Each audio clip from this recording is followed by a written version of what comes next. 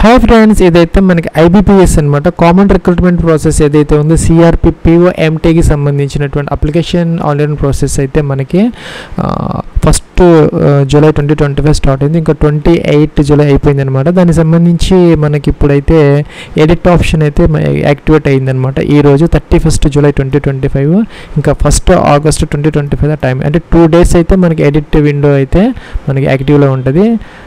ఎవరైతే application form complete చేసుకున్నారో వాళ్ళైతే లాగిన్ అయిపోయి ఇక్కడ ఎడిట్ అయితే చేసుకోవచ్చు. ఫ్రెండ్స్, మీరు అప్పుడు అప్లికేషన్ ఫామ్ ఫిల్అప్ చేసినప్పుడు మీకు ఒక రిజిస్ట్రేషన్ నెంబర్, పాస్వర్డ్ అయితే డిస్ప్లే అయిందనమాట అక్కడ. అలాగే మీకు ఒక మెసేజ్ కూడా వచ్చి ఉంటుంది, SMS, తర్వాత ఈమెయిల్ కూడాను. ఇక రిజిస్ట్రేషన్ నెంబర్ ఎంటర్ చేయాలి, అలాగే పాస్వర్డ్ ఎంటర్ చేయాలి, సెక్యూరిటీ ఎంటర్ చేసి మనం సబ్మిట్ అయితే అవ్వాలి. ఒకవేళ కనుక పాస్వర్డ్ కనుక మర్చిపోతే ఇక్కడ మనకి ఫర్గాట్ పాస్వర్డ్ అయితే ఉంది.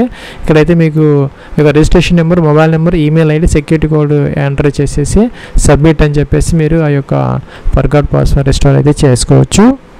ప్లస్ మనం లాగిన్ అయితే అయ్యామన్నమాట. ఇక్కడ మనకి ట్యాక్స్ ఇన్వాయిస్ ఉంది, అలాగే పక్కన మనకి ఎడిట్ డీటెయిల్స్ అని ఉందన్నమాట.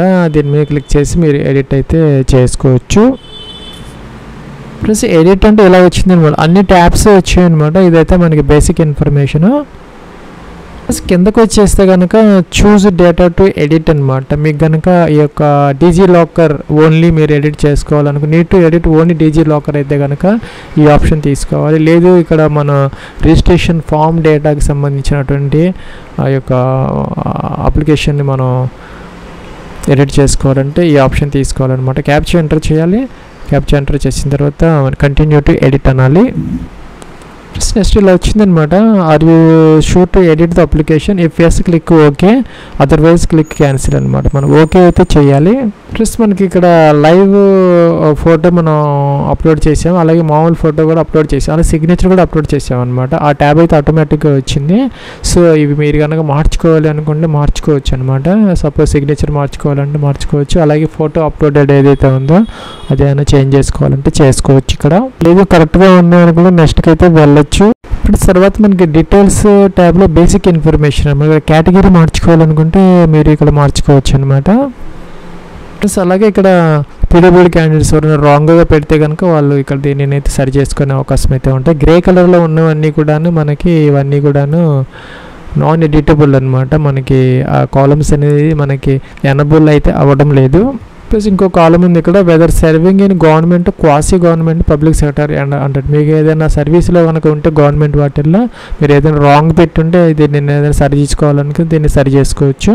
ఎక్స్ సర్వీస్ మ్యాన్ కాలం కూడా మనకి ఎడిటబుల్ అనమాట. అలాగే ఇక్కడ మనం మీ యొక్క రిలీజియన్ కనుక రాంగ్ పెట్టి ఉంటే సరి చేసుకోవచ్చు. అలాగే మీకు కనుక మైనారిటీ కమ్యూనిటీ స్టేటస్ ఉండి మీరు ఏదైనా రాంగ్ పెట్టారనుకుంటే కనుక దీన్ని కూడా సరి చేసుకునే అవకాశం అయితే ఇస్తున్నారు. ప్లస్ అలాగే ఇక్కడ మనకి ఆల్రెడీ మీరు గతంలో ఏదైనా కనుక ఈ పీఓస్ అటెంప్ట్స్ అయ్యి ఉండి మీరు ఏదైనా రాంగ్ ఇన్ఫర్మేషన్ ఇచ్చి ఉంటే కనుక దాన్ని సరి చేసుకోవచ్చు అనమాట. Have you appeared for CRP PO MT earlier, గతంలో కనుక మీరు ఏదైనా పిఓఎంటీకి అపీర్ అయ్యారా అని చెప్పేసి అడుగుతున్నారనమాట. మీ గతంలో కనుక ప్రిలిమ్స్ పాస్ అయ్యి మెయిన్స్కి వెళ్ళి ఉంటే కనుక ఎన్ని అటెంప్ట్స్ చేశారు ఎస్ పెడితే కనుక ఇక్కడ ఎన్ని అటెంప్ట్స్ అనేవి మీకు మెన్షన్ చేయాలి. అది ఏంటి అనేది మెన్షన్ చేయాలన్నమాట. 13, 14, 12, 11 అనేది.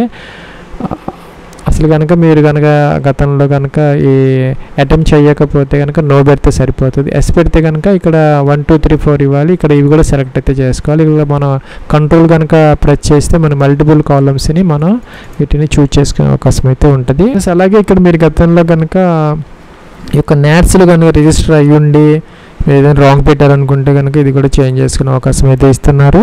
ప్లస్ అలాగే మీరు ఇక్కడ ప్రిలిమ్స్ ఎగ్జామ్కి సంబంధించి అలాగే మెయిన్స్ ఎగ్జామినేషన్ సంబంధించి ఇక్కడ సెంటర్ కనుక మార్చుకోవాలంటే మార్చుకోవచ్చు. అలాగే ఐడి ప్రూఫ్ కూడా మార్చుకోవచ్చు అనమాట.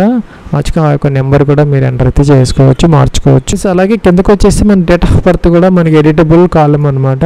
అలాగే జెండర్, అలాగే మెరిటరీ స్టేటస్, అలాగే మీరు ఇక్కడ ఆధార్ కార్డుకి సంబంధించినటువంటి డేటాకి సంబంధించి మీ కన్సెంట్ అనమాట. ఇది కూడా మనకి ఎడిటబుల్ కాలమే అనమాట.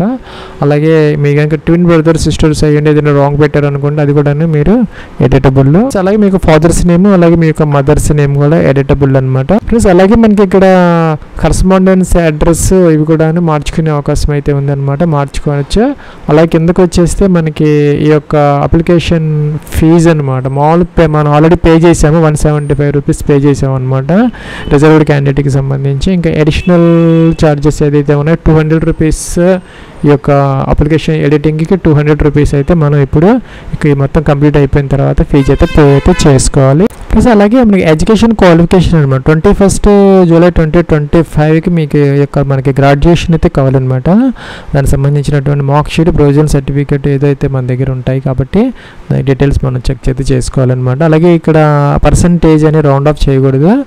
సపోజ్ మీకు కనుక ఈ 54.99 వస్తే మిమ్మల్ని 55 కంటే తక్కువగానే దానిని కన్సిడర్ చేస్తారు, కానీ రౌండ్ ఆఫ్ చేయకూడదు అనమాట.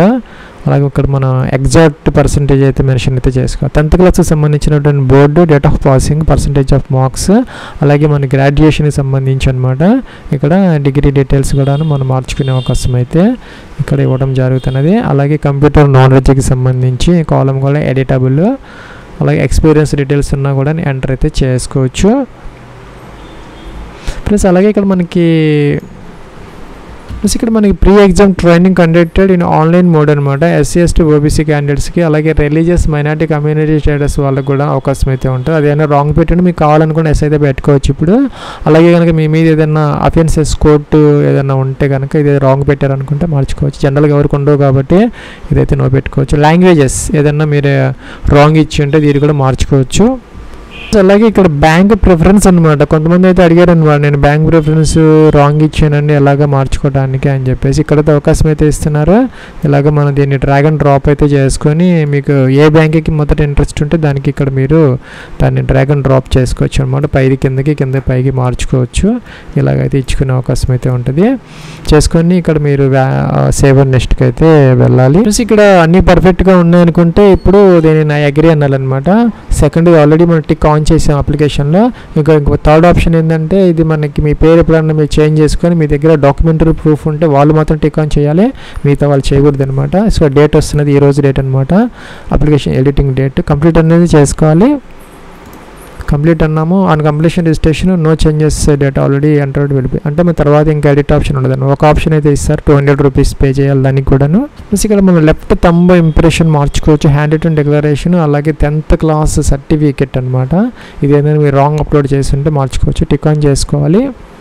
ఇక్కడ ఒక ఆప్షన్ ఉందన్నమాట, ఇదే టిక్ ఆన్ చేయాలి. ఇక్కడ మనం డిజిలాకర్ అకౌంట్ నుంచి డైరెక్ట్గా డీటెయిల్స్ అంటే మీ name, date of birth, mobile number, gender, Aadhaar number, SSC graduation details ఏదైనా మీరు ఆటోమేటిక్గా ఫెచ్ చేయాలనుకుంటే ఎస్ పెట్టుకోవచ్చు.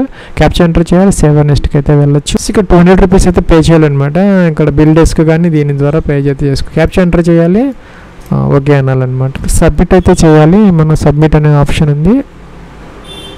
ఫ్రెండ్స్ ఇక్కడ మన card details, debit credit cards, ఇక మల్టిపుల్ ఆప్షన్స్ ఉన్నాయి. ఏదో ఒక గేట్వే ద్వారా మీరు ఫీజు అయితే పే చేస్తే అప్లికేషన్ ఫామ్ అయితే మోడిఫై అయితే అయిపోతుంది. ఇంకా తర్వాత అయితే ఇంకా మీకు ఆప్షన్ ఉండదు అనమాట, ఒకసారి మాత్రమే ఇస్తారు.